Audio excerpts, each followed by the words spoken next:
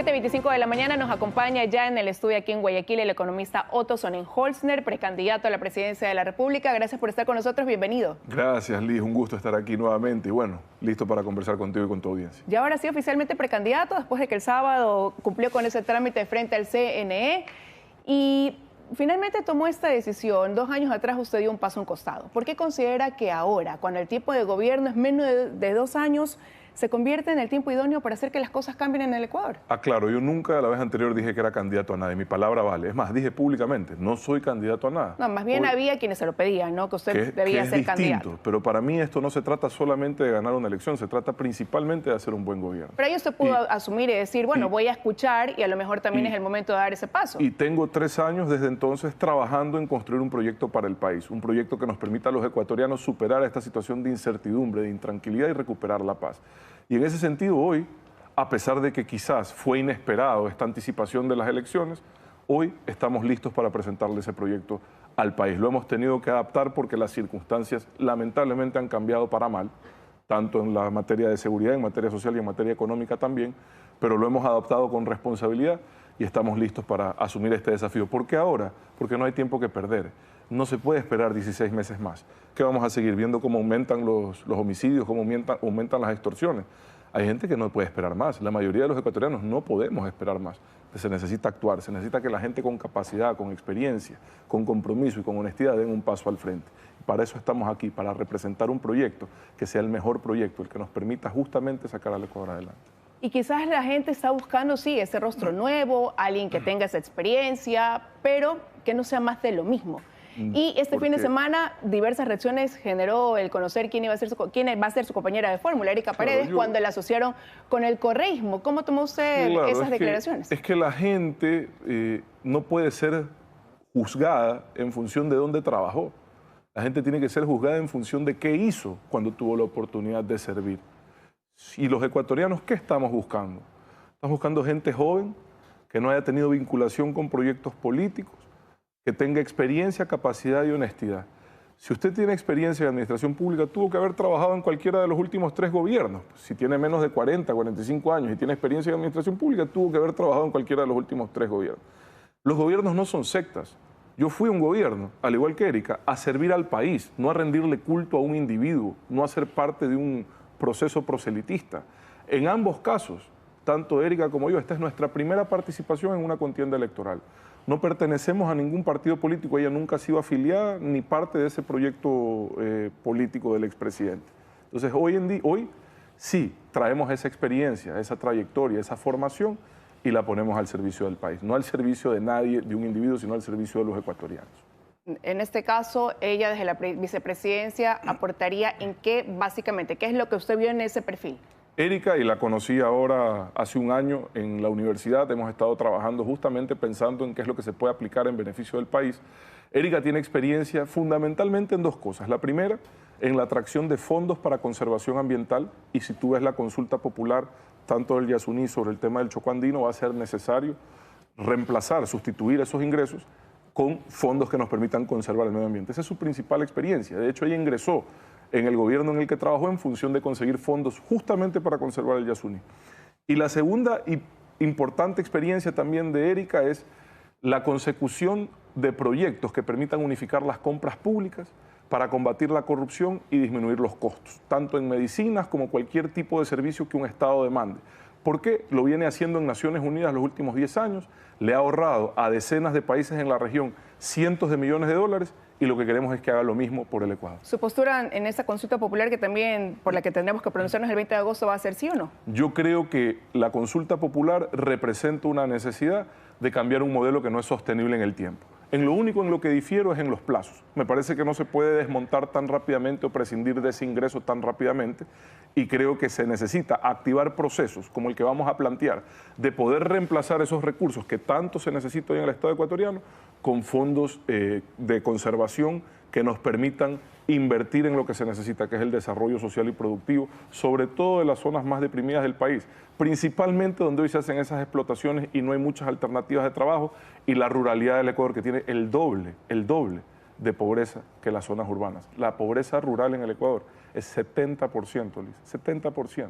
Es una situación de desesperanza, casi insufrible, en donde se necesita atención e inversión. Y para eso se necesitan esos recursos. Pero sin embargo, el principal tema de hoy en los precandidatos es la seguridad. Sin duda devolver alguna. la seguridad en el país. Sin duda alguna. ¿Cuál es su propuesta ahí para devolverle la paz a los ecuatorianos? Sin duda alguna, y creo que en eso hay propuestas claras. La primera, no va a haber paz en las calles si no hay control de las cárceles. Se necesita crear 3 centros penitenciarios de máxima seguridad que hoy en el Ecuador no existen para separar a la población penitenciaria según su peligrosidad. Y luego de eso, poder intervenir sin riesgos de amotinamientos o masacres en las cárceles una vez que has eliminado de ese sistema penitenciario a las personas peligrosas. Tú no puedes tener en la misma cárcel a un individuo que esté ahí por un accidente de tránsito o por una pensión alimenticia con un individuo que ha cometido múltiples homicidios y violaciones. Esas personas violentas tienen que tener un régimen penitenciario especial en donde reciban el tratamiento que corresponde a ese nivel de peligrosidad. Y eso hay que hacerlo con urgencia, como un decreto de emergencia que nos permita, a través de alianzas públicos-privadas, conseguir construir 3 centros penitenciarios para 1000 personas cada una para dejar en ese lugar a los 3000 reos de alta peligrosidad que tiene el Ecuador. Adicionalmente, en las cárceles ya normales necesitas elementos tecnológicos que te permitan reducir la discrecionalidad de los guías penitenciarios para evitar el riesgo de corrupción o contaminación que ellos pueden tener en el contacto con la población penitenciaria.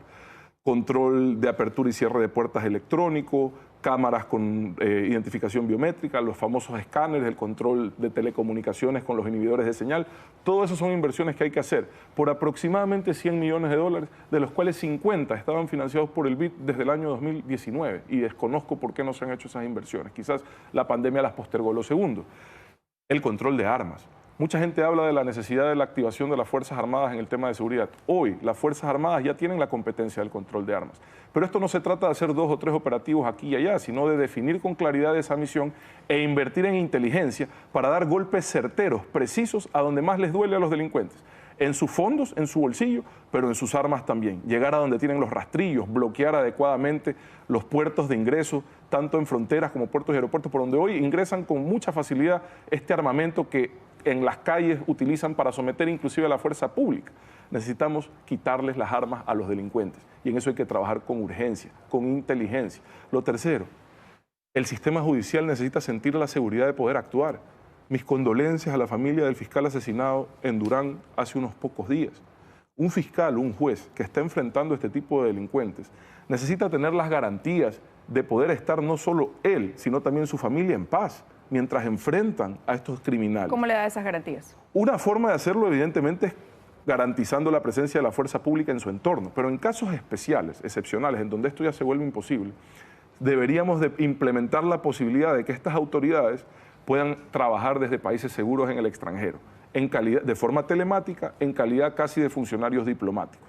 No son demasiados, yo creería que serían aproximadamente 100 funcionarios del sistema judicial que podrían operar de forma telemática en el extranjero, ellos y sus familias, garantizándoles la paz y la seguridad hasta que se pueda retomar el control en el país y puedan volver. Pero mientras construyen las cárceles, y no todo si bien se dice que mucho se maneja desde las cárceles y eso repercute en las calles se le van a calentar. Y esto me refiero a las bandas que comenzarán a hacer más de lo que hoy hacen, ¿no? ¿Cómo se controla el sicariato en las calles? Por eso te decía que lo principal es el control de armas. Lo principal es la acción en territorio para desarmarlos y debilitarlos hoy. Y de una forma, en muchos casos, sorprendida e impresionante. Han encontrado una capacidad de armamento que yo no había visto en el Ecuador. Pero para eso hay que tener también una policía equipada de igual o superior a lo que hoy está equipada la delincuencia. Por eso te hice énfasis en Fuerzas Armadas. La superioridad en fuerza, en este caso, la tienen las Fuerzas Armadas. Y la competencia del control de armas, sin necesidad de cambiar ninguna ley en nuestro país, la tienen las Fuerzas Armadas. Entonces, este es un trabajo de inteligencia militar con capacidad operativa de Fuerzas Armadas en territorio. Evidentemente siempre en coordinación con la Policía Nacional. Y adicionalmente, en el caso de la Policía Nacional, se necesita rediseñar la estrategia, el entrenamiento y el equipamiento de lo que en mi criterio es la necesidad de crear una nueva fuerza especial para enfrentar este tipo de criminales. ¿Contando con ayuda extranjera? Evidentemente, y vengo conversando hace meses ya, antes inclusive de saber que íbamos a tener elecciones con expertos principalmente de Israel y Colombia, con los que hemos coincidido en el espacio académico, y estamos presentando sobre todo la propuesta en materia de inteligencia y equipamiento para poder hacer el trabajo. La seguridad es el principal punto a tratar, pero sin embargo afecta, sí, a las 5 provincias más grandes del país, pero hay un tema que a lo mejor le interesa a todo el Ecuador, la falta de empleo, la salud, mejorar la economía, se viene un fenómeno del Niño. ¿Qué va a hacer ante todo eso? Porque efectivamente, mientras no exista reactivación económica, no va a haber seguridad tampoco. Desde la pandemia el Ecuador no termina de levantar cabeza y resulta que eso lo que hace es facilitar a los delincuentes la capacidad de reclutar jóvenes y arruinarles la vida para siempre a ellos y a sus familias. Adicionalmente, eso también está incentivando una migración inédita en el Ecuador, al menos en 2 décadas, con la cual cientos de miles de ecuatorianos empiezan a abandonar nuevamente el país, porque si abren un negocio los extorsionan, porque de noche no pueden caminar en paz, porque los secuestran. Evidentemente, en esas condiciones es muy difícil creer que el Ecuador puede salir adelante. Entonces, existe una relación directa entre la reactivación económica, la inversión social y la inseguridad. Y los 3 frentes los tienes que trabajar en simultáneo. En las zonas más calientes, más peligrosas, es donde con mayor intensidad tiene que llegar la presencia del Estado. Hoy, aquí, a tiro de piedra, cruzando el río en Durán, yo creo que la presencia del Estado es casi nula. Cuando ya un alcalde no puede ejercer sus funciones en una ciudad, es porque el Estado no está garantizando absolutamente nada. Entonces hay que recuperar justamente esos espacios con inversión en los 3 frentes para poder tener una política exitosa, no solo en seguridad, sino integral de desarrollo. Y eso es lo que se debe de presentar, eso es lo que se debe hacer. Ahora, tú acabas de hablar del fenómeno del Niño. Está a la vuelta de la esquina.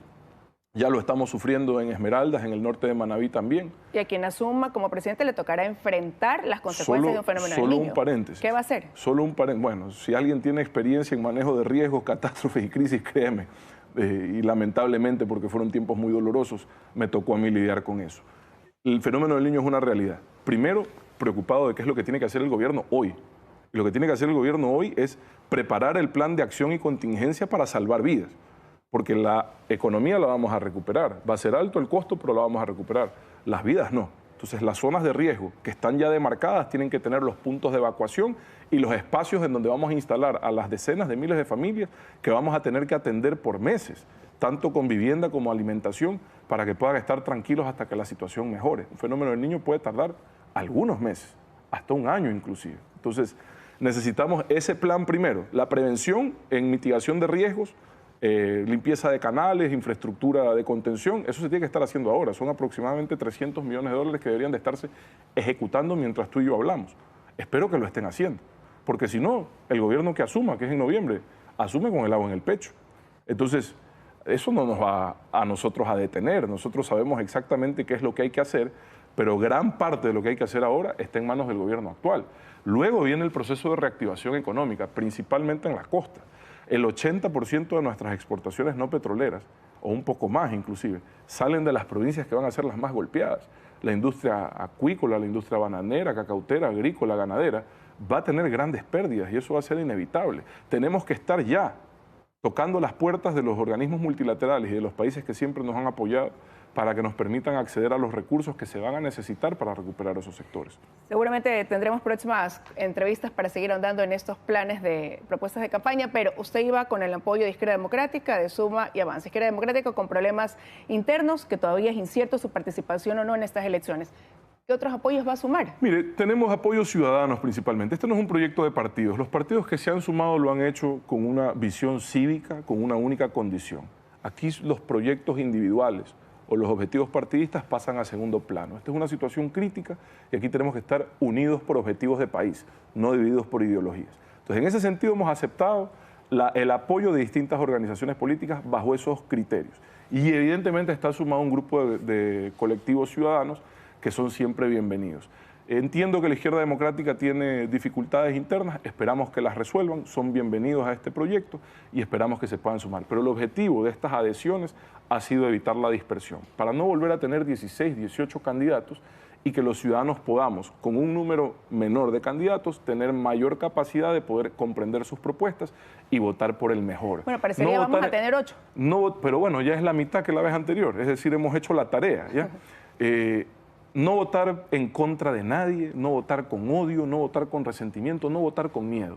Votar con fe, con esperanza por el mejor proyecto, por el que puede ayudar al Ecuador, por el que nos puede ayudar a los ecuatorianos a vivir en paz. Nada más.